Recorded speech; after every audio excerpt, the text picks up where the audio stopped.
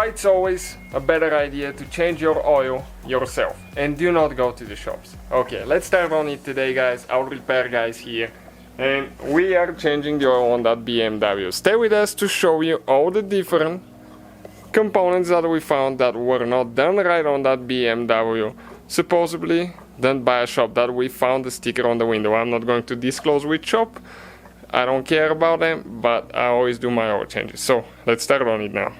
This is the oil filter. Okay, we grab it with our hands. Okay, we pull it out. Now let's see the new filter with what O-rings it comes and everything that's there, so we know what to replace. This is the man filter. Okay, again, you can check out the links in the description of the video. This is the O-ring, little O-ring, and a washer for the drain plug. Really good kit. Most of them will not come with that, so always make sure that you get the one with the seals. So we're going to go ahead, pull that huge O-ring out. Okay, and people often will not replace that little one. It's very important to keep your oil pressure up, especially when the car is turned off. Okay, we got this one out. Now we're going to go ahead and get the ones from the package and install those.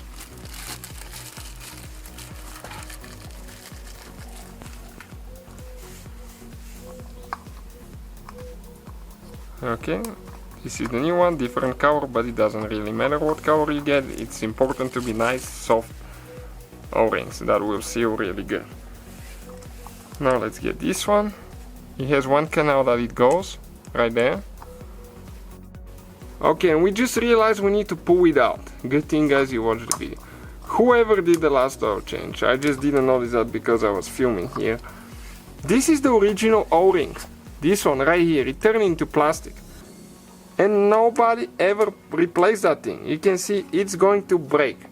This is it. It's plastic, pretty much O-ring. That's where your O-ring should go. This is an aftermarket one that somebody found somewhere and installed it so it can prevent leaks. But this ring never ever been replaced since the vehicle was new. That's where it's supposed to be. There is a special place for it. So, okay, let's check it out now. See how this one breaks. Watch, it's just unbelievable. I can't believe people are so not paying attention to little details like that. That could cost you your engine. So, we're ready with that part now. So I don't know the person that owned that car. I'm kind of like disappointed. I'm finding so many scary things. He put that washer right there. It was on the side, hanging on the side. That's the one. That's the washer for your drain plug. And he put it right there, guys. That's just unbelievable. Whoever did that. Because it can go in that hole. It will not maintain oil pressure. And if you notice that your valves are a little bit noisy when it's cold, this is because it's not holding pressure too. So we're ready to go ahead actually and close the cap here now. Make sure that the O-ring is lubricated. Okay, we're going to just apply a little bit of oil on it. That still gets me. Whoever just put that one in the hole. We'll need to go ahead, close the caps. 3 things that we should not forget. Close this cap, get the filter tight, number 2. Number 3, get the drain plug on the bottom tight. We already did that. So far, guys, we saw the O-ring not being replaced. The little O-ring probably never replaced. Washer dropped inside. The washer on the drain plug wasn't replaced. Now, check out how much oil we got out of the vehicle. This bucket is probably more than 2 gallons. The oil capacity of this BMW is 6.5 liters or 6.9 quarts.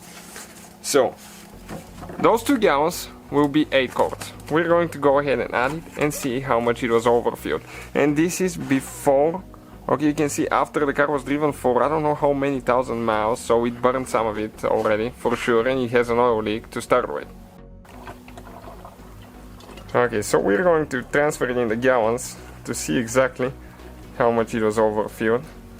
And that's why it's always a good thing, guys. You service your vehicles so you know that you did it right.